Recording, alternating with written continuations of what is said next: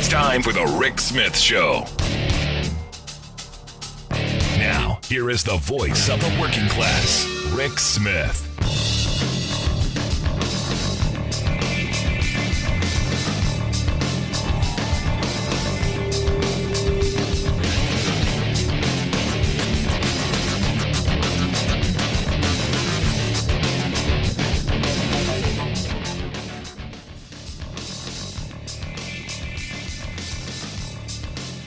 And welcome, brothers, sisters, working class heroes. This is the Rick Smith Show. Thanks so much for being here today on the big program. Lots to get to, lots to talk about. I want to start off today. Watched a video, and I was. It's been stuck with me a good portion of the day. We've all heard the story of the guy in upstate New York who someone pulled into the driveway, and a 65-year-old guy just. I guess, who knows, decided to shoot out at the car and shot and killed a 20-year-old girl. Well, her father was at a press conference, and it was one of these things that my heart breaks for this guy. I've got two daughters. I have no idea my reaction. I have no idea how I would handle it. I know I would agree with him. I hope the guy dies in jail. I hope he gets what he deserves.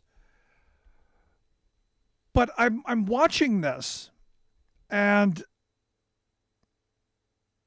he's telling the story about this Kaylin Gillis's boyfriend who wanted to marry her, and he would have been thrilled that if they'd have gotten married. And he's telling this story about how the first time he sees this kid, the kid says it's all my fault. And he did what any decent person would do, say, no, it's not your fault. He said, no, it's no one's fault except the man that pulled the trigger. You guys had no idea something that bad could happen on a backcountry road. That has stuck with me today.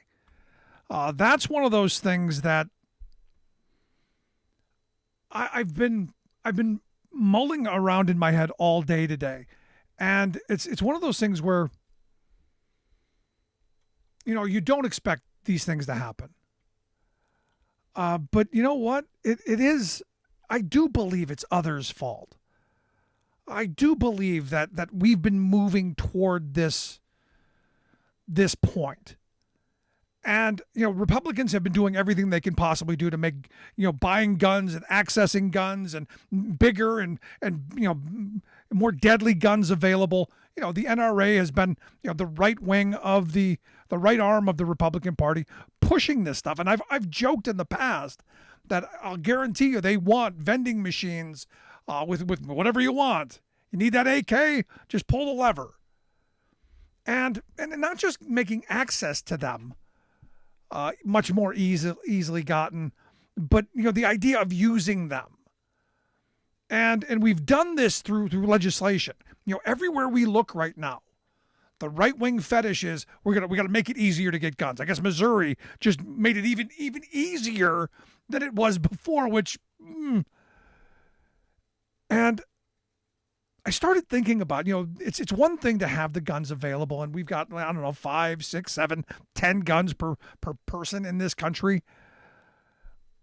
But you start looking at the legislation that Republicans have been moving. And I blame Republicans because this is their baby. It's all about the guns. It's all about feeding the gun fetish. Stand your ground laws, castle doctrine laws, anything that they can do to make using the gun justifiable. And, I started thinking about this today. You got a 20-year-old who gets killed for pulling into the wrong driveway, a 16-year-old who gets shot through a screen door for knocking on the wrong door, a 6-year-old and their parents shot because a ball rolls into the other yard. And my mind goes to this place. This is nuts. But I started thinking about the 85-year-old guy who's, sitting in his living room and a black kid knocks on the door and he's shot through the screen door. I started thinking of, is this guy sitting there holding the gun? Are these people, are they that accessible that they're right there? And And why? And so this image popped into my head of these guys sitting there watching the F channel, having fear jammed down their throat at every moment, being fed the outrage fear candy of the day, feeling secure in that I got my gun and that it's okay to use it. Good guy with a gun. I'm a good guy. And I started thinking about this. I'm going, how is it that we're in this place? And because look, I grew up in the 70s. Crime was much, much higher in the 70s. Violent crime, way higher. In fact, the murder rate in the 70s was right around 9.5 per 100,000. Peaked at 10.2 per 100,000 in 1980.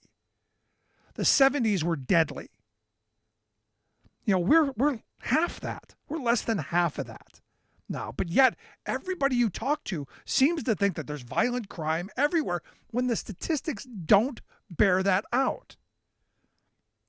We are a much safer society than much safer than we were in the 70s. Much safer than we were in the 80s. It was Clinton, and I, as much as I don't like Clinton, you got to give him credit for the bill that put more cops on the road that did bring the crime rate down. And yet here, all we're told is this fear and this anxiety about around every corner, MS-13, around every corner there's a violent criminal. When again, the numbers don't bear it out. And look, I've said before, when I was a kid, I witnessed lots of violence in my neighborhood. I grew up in a housing project on the west side of Cleveland. There was violence in our neighborhood. I witnessed it. I've seen people shot, stabbed, beaten, all of that. You don't see that in the vast majority of neighborhoods. In those poor areas where I grew up, which we could deal with if we had the will, but we don't. But I started thinking about this today. They've scared a generation of people, old white guys, into thinking that there's bad around every corner and that the only way to stop it is with being a good guy with a gun. So they don't think they did anything wrong because they were told you get to stand your ground. And I've made the comment before that, look, I don't know at what point we have to just shoot each other if someone gives you the side eye. Because I don't know if they're going to shoot me first or I have to shoot them first. This is where we're going. And I started thinking back to when it all went really apparently wrong. And I go back to George Zimmerman. We are right now in the natural destination post George Zimmerman. The idea that you can start a fight with some kid for no reason, and that kid can start to beat you like you should be, and then you say, hey, I was defending myself. I had to shoot him. When I was a kid, and I've said this 1,000 times, if you started a fight with somebody and you got your butt whipped, you deserved it. And everybody agreed you deserved it. Now we're a culture of you start a fight, you cause problems, you do it, you kill somebody, well, I was standing my ground. Or someone knocked on my door. The argument is going to be, I was afraid. I was defending my castle. No one should have been there. And the story, this 65-year-old guy who has shown no remorse. He's going to say, look, I live in the middle of nowhere. Violent crime all around us. The car pulled into the driveway. I was expecting bad things. I fired a warning shot and oops, sorry, I hit somebody. Because here's the thing. Had he fired the shot and missed, would he go to jail? I don't think so. So I started thinking about this. I'm going, when did we become so skittish, such cowards, so afraid of what's around every corner? And it's the F channel. It's right-wing talk radio. It's all of this. Be afraid of your neighbor. Don't talk to your neighbor. Certainly don't go out in public square. Go back to your bunker. Turn on the hate machine and load up your arsenal. And if something happens, well, standing the ground. Now, look, I'm hoping these people are found guilty. But I'll tell you, I can't guarantee it. because I was thinking about Joe Horn today. Joe Horn was a guy, and he was famous a couple years ago because he was watching three black men carry things out of a neighbor's house. They were stealing from the neighbor. And he's on the phone with the sheriff going, hey, they're breaking into the house. They're taking stuff. And the policeman is going, hey, we're on the way. Just stay there. Don't go out there. Don't go outside. And the guy's getting more agitated.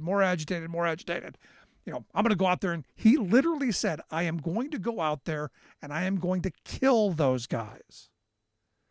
And he walked out the door, and in the middle of the street or on the sidewalk or running away, he shot the three of them. And I believe it was in the back. Shot and killed them right on the scene. Now, interestingly enough, he was found not guilty. And you go, at what point do we take responsibility as a society for now what's happening? This shoot first, ask questions later kind of mentality. As we're pumping people full of guns, as we're pumping them full of fear, as we're moving more towards be afraid of everything. Now, look, I'm not a gun grabber by any stretch of the imagination, and but at some point there's got to be consequences. We've seen this play out far too often. And the weird thing is I'm watching this girl's father go through this heartbreaking, press conference. He's wearing a Second Amendment hoodie. And my mind couldn't, just had to go, so you're promoting the guns, you're promoting this kind of, this direction that we're taking as a country. Because, God, guns, and fear, that sells. What's it going to take? When is enough? And look, like I said, my heart breaks for this guy. I cannot imagine. It could have been my daughter. She could have pulled into the wrong driveway. In fact, look, I've pulled into wrong driveways and go, we got to get out of here because we might get shot. Jokingly. We're now that place. And it doesn't have to be this way. But again, it comes back to the laws that we pass and the availability of all these guns. I've said before, the second we started going, nope, it's your right to not have to leave, to not have to retreat. See, in the old days, to make a justification, you said, hey, look, I had to make all reasonable attempts to get away. It's just property. But now we've seen stories, people bumping each other in a parking lot. When does it end? Want to hear your thoughts. Email me, rick@thericksmithshow.com. Got a lot to get to. Want to hear what's on your mind. Back after this.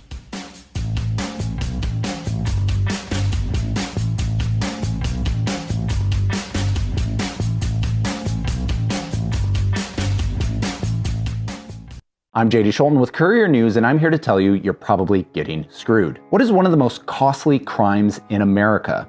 So much so that from 2017 to 2020, $3 billion was recovered by it, but it happens much, much, much more. That's right, it's wage theft. Wage theft occurs anytime an employer does not pay the employee everything the employee is owed by law. Nationally, employees are underpaid by as much as $50 billion each year due to wage theft. No group is immune from this, but low-wage workers are particularly vulnerable. Wage theft can take as much as 10% of a low-wage worker's annual earnings. One reason wage theft is so common is because many employees aren't aware what constitutes wage theft. Here are some signs you might be a victim of wage theft. Your paycheck is repeatedly incorrect even after you've asked about it. You don't get to take a meal break, or you have to work tasks even though you're clocked out. You're an hourly worker who completes overtime hours but doesn't get overtime pay. Your boss tells you to work off the clock.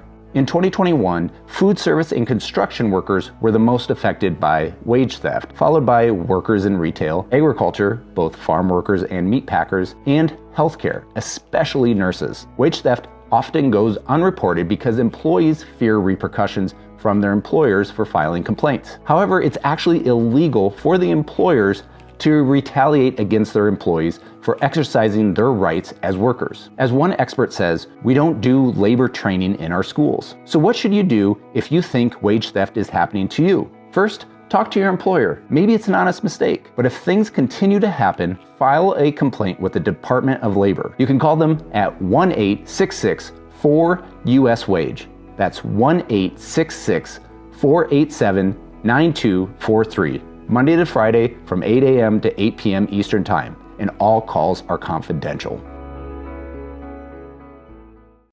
I've been driving buses for 5 years, and my day-to-day routine is I wake up a little earlier than most people. I get on a bus, I go out, I pick up some students and make sure they get to school nice and safe. Here in Fairbanks, Alaska, that can be a challenge because of the winter weather and the icy roads, but I love the job.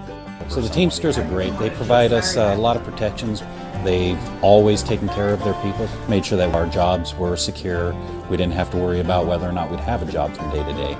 And that's amazing because before we'd be working 4, 6, 8 hours a day and only earning minimum wage was real difficult to make a living. And the Teamsters pushed a lot so we make something we can live off of and not have to have a second job. What absolutely gives me peace of mind, the union membership allows me to focus on this job without having to worry about whether or not my family is going to be taken care of. I'm Andrew Case, and I'm proud to be Teamsters Local 959. We are AFGE. We support our nation's military and our nation's veterans. We protect our nation's borders and provide services to our nation's seniors across the country and here in Washington, D.C. The American Federation of Government Employees. We work for America. Welcome back to the Rick Smith Show. Now, here is Rick Smith.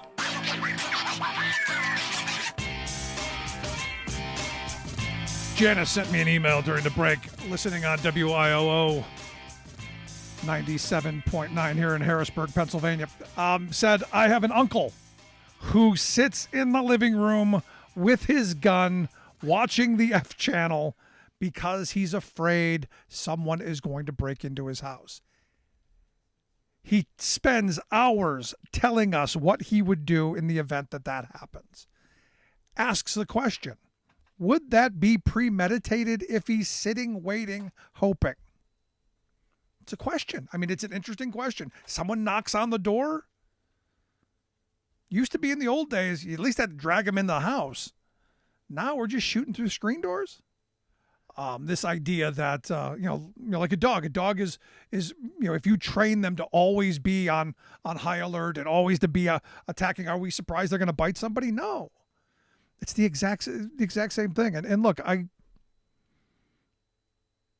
think back to, some of the stories that I've shared over the years, and just the kind of, It's that man's inhumanity to man thing. This, we're almost trained to not care about each other. I've had a number of people over the years go, blank your feelings. I don't care about your feelings. Not that it matters because I don't have any. I was raised, to think of others and to be respectful, to be compassionate, to not want to cause harm. Even in the environment I grew up in. And when we were kids, it was a different environment even then. You got into a fight, you let somebody up. We're now, being trained as a society to just want to cause maximum damage. To there are no second chances. And, again, you look at the fact that if you're shooting people through a screen door, there's something there. There's some fear stuff there. I can't imagine, again, how you wake up in the morning feeling like that. Now, legislatively, as I said earlier, the fact that we have passed these laws that make using these firearms much easier, much more accessible, carrying them around all over the place, makes for opportunities for, a couple of cars driving down the road, two idiots shooting at each other, hitting their kids. And I've said before, maybe what we need Maybe we do need to go back to the old days. Maybe we need to have dueling centers where if two idiots, get all worked up and they want to go at it, let them duel. Put them in a straight room with walls that the bullets can't get out of. Got to thin the herd somehow. But I can't help but think about as I was watching this guy give his answers at the press conference. I know hundreds of people like him. Decent, hardworking people who have been trained to think that it's my gun and I can do whatever I want and this is the most important thing. This is my issue. And it's heartbreaking that this is how he's lost his daughter. And I'm not attacking him. This is our culture. This is the society that's been sprung up around us through mass advertising, through social media, through our media, through our corporate controlled media, through a political party hell bent on fetishizing guns instead of going, look, they're tools. And you keep those at home. I was reading something today that said, the number of policemen in the country has declined. And there are a bunch of reasons for that. It is hard to be a cop in this day and age. Especially when you have to worry about every idiot having a gun now. Now, that also gives them the ability to go, look, I was in fear of my life. More gun deaths. Is there an answer? I'd love to hear your thoughts. Email me, rick@thericksmithshow.com. And if there is, how do we implement it? Because Democrats talk about guns and everyone loses their minds. The F channel goes crazy. The gun grabbers are coming. Even talking about red flag laws, which would have helped in Nashville, Tennessee. Even talking about background checks, which would have helped in a number of places. 7-day waiting periods. All of these things that are inconvenient for the gun fetishist, but not an infringement of their right. And the sad reality is we can't get anything done. We can't get anything passed through. And I had someone today say, well, the Democrats controlled the House, the Senate, and the White House for 2 years. Yeah, they did, but not to the extent that they could actually do anything. Yeah, they held the committees, they held all the things, but they didn't have the power to push anything through that would help. We live in scary times. I want to hear your thoughts. Email me, rick@thericksmithshow.com. Is there a way forward, or is this, hey, like the guy in Tennessee said, nothing we can do about it. This is just life. Gonna just have to get over it. Gonna have to live with it. It's who we are. It's the culture we've built. rick@thericksmithshow.com.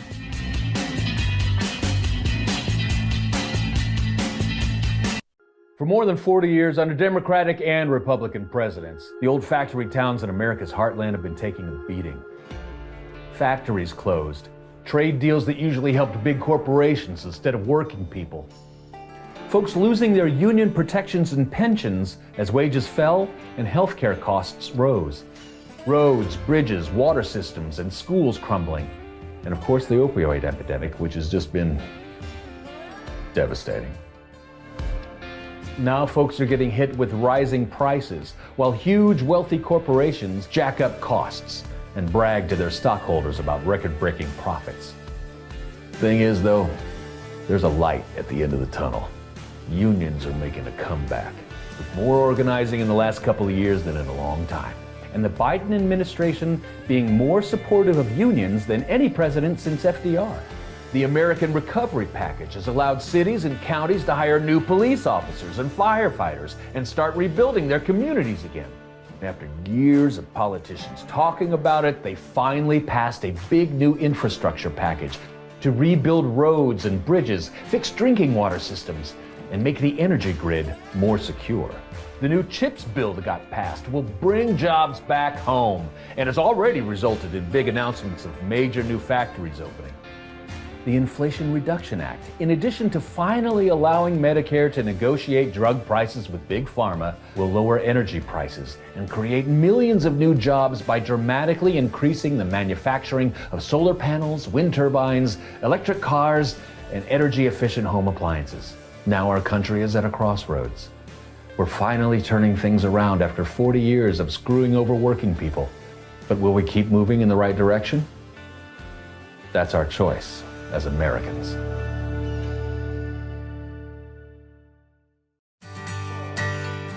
From the steel mills of Pennsylvania, to the auto factories of Michigan, to the modern makers movement, manufacturing makes our nation great. I'm Scott Paul, President of the Alliance for American Manufacturing. We bring business and labor together to advocate for policies that everyone can agree on. Together, we can strengthen manufacturing and create good-paying American jobs. Help us keep it made in America.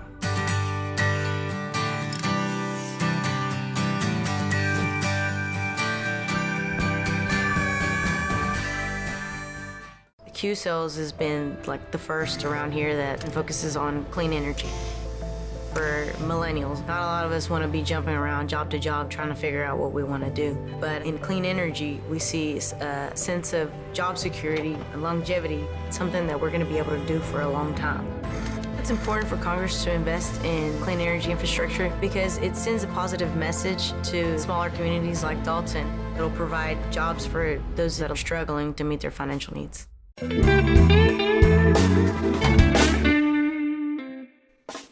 Before we close the program, we want to take a moment to thank our viewers and to share a little bit about why we do what we do. At the Rick Smith Show, we believe that media today is almost entirely controlled by corporate greed. So we have now 24-hour news channels. But instead of 24 hours of news, what we get is 1 hour repeated 24 times, and with tons of commercials creating obscene amounts of profits. Information once presented as a public service has now become a private commodity. So when lies make money, lies are what we get. We get a corporate-controlled rage machine feeding us anger and hate, trying to convince us that our problems are right-left or red-blue, when they are and always have been up-down, the wealthiest 1% versus the rest of us. Our goal is to be an alternative to that machine, not as a news show with a fancy journalist out front, but as a talk show run by a union truck driver and a team of working-class heroes just like you. Everything we do, both what we get right and what we get wrong, is dedicated to advancing the interests of America's working families. No corporate ad buys, no think tanks, no focus groups, no talking points. We are media by working people, for working people. Thanks for tuning in. We'll see you back here next time.